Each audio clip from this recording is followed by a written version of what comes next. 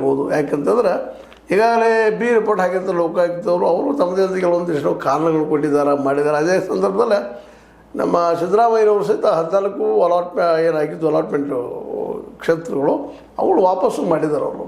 ಹೀಗಾಗಿ ನಮ್ಮದಲ್ಲತ್ತು ನೀವು ನಮ್ಮೆಲ್ಲ ವ್ಯತ್ಯಾಸ ಆಗ್ತೀರಿ ಅನ್ನೋ ಮಾಡಿದ್ದಾರೆ. ಬಟ್ ಅಲ್ಲಿ ಏನೋ ನಡೆದದು ಅನ್ನೋದು ಮಾತ್ರ ಇರಿಸ್ಕೊಳ್ಳಲ್ಲ.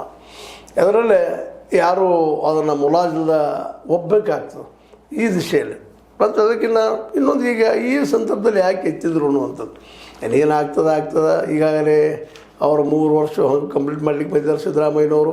ಇದು ಮತ್ತು ಕೋರ್ಟ್ಗೆ ಹೋಗಿ ಮತ್ತೊಂದು ದಿವಸ ಜನ ಜಗ್ಗಿ ಮಾಡಿ 5 ವರ್ಷ ಮುಗಿಸಿ ಹೋಗಿಬಿಡ್ತಾರಂತ ಅನ್ನಿಸ್ತದೆ. ಯಾಕಂದ್ರೆ ಅವ್ರ ಗುರಿಯಲ್ಲಿತ್ತು 5 ವರ್ಷ ನಾವು ಸೇಮ್ ಆಗಿರ್ಬೇಕಂತೇಳಿ. ಅದು ಹೆಚ್ಚು ಕಡಿಮೆ ಈಗ ಹೈಕಮಾಂಡ್ ಒಪ್ಪಿಗೆ ಕೊಟ್ಬಿಟ್ಟದ. ಮತ್ತು ಈಗಾಗಲೇ ಇಡಿನೂ ಬಂದಿತ್ತು, ಇಡಿ ಗುದ್ದಾಡಿ ನೋಡಿ ಏನೇನೋ ಮಾಡಿದ್ರು, ಇಡಿಯಿಂದನೂ ಸಾಧ್ಯ ಆಗಲಿಲ್ಲ. ಅದನ್ನು ಈಗಾಗಲೇ ಹೈಕೋರ್ಟ್ಗೇನೋ ಮಾಡೋ ಪ್ರಯತ್ನ ಮಾಡಿದರು, ಇಡಿನೂ ಸೋತೋಗ್ಬಿಡ್ತು.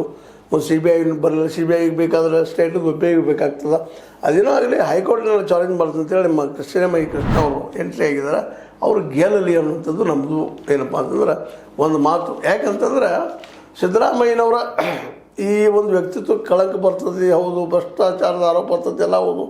ಆದರೆ ಇದು ನಡೀತು ಹೆಂಗೆ, ಯಾಕೆ ನಡೀತು ಅನ್ನೋದು, ನಡೆದೇನು ಸುಳ್ಳಲ್ಲ, ಅದು ವಾಪಸ್ ಯಾಕೆ ಮಾಡಿದ್ರೆ ಅದನ್ನು ಭೂಮಿ ಅನ್ನೋ ಅನೇಕ ಪ್ರಶ್ನೆಗಳು ಇನ್ನೂ ಉತ್ತರಗಳು ಅದೇ ರೀತಿ ಇದ್ದಾವೆ. ಅಲ್ಲಿ ನಡೆದಿಲ್ಲ, ಇವರು ಸಂಬಂಧ ಇಲ್ಲ, ಅಧಿಕಾರಿಗಳು ಮಾಡಿದ್ದಾರೆ, ಅಧಿಕಾರಿಗಳು ಏನೋ ಕಲ್ತಿದ್ದ ಏನೋ ಅಧಿಕಾರಿಗಳ ಮೇಲೆ ಹಾಕಿ ನಾವು ದಾಟಬೋದಿಲ್ಲ ಅಂತಲ್ಲ. ಆದರೆ ಅಧಿಕಾರಿಗಳನ್ನ ನೀವು ಈ ರೀತಿ ಮಾಡಲಿ ಅಂತ ಹೇಳಿದಂಥವ್ರು ಒಂದು ಹಿಂದೆ ಇರ್ತದೆ ಶಕ್ತಿ ಅನ್ನೋದು ಸಾಮಾನ್ಯವಾಗಿ ಎಲ್ಲರೂ ನಂಬುವಂಥ ವಿಷಯ ಆಗ್ಯದ. ಆ ದಿಶೆಯಲ್ಲಿ ಇದನ್ನು ಇನ್ನು ಈ ಒಂದು ಸ್ನೇಹಮಯ ಕೃಷ್ಣ ಅವರು ಹೊರಗೆ ತೆಗಿತಾ ಇದ್ದಾರೆ. ಇದು ಈಗ ನಡೆಯುತ್ತಿರುವಂಥ ಉಪಚುನಾವಣೆಗಳಲ್ಲಿ ಎಷ್ಟು ಮಟ್ಟಿಗೆ ಪ್ರಭಾವಿ ಆಗ್ಬೋದು ಅನ್ನೋದು ಇವತ್ತಿನ ಚರ್ಚೆ ಆಗ್ಯದ.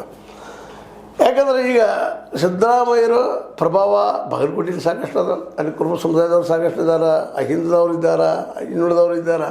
ಯಾಕಂದ್ರೆ ಮೇಟಿ ಅವರು ಇವ್ರ ಸಮುದಾಯಕ್ಕೆ ಸೇರಿದಂಥವ್ರು ಇದ್ದಾರೆ.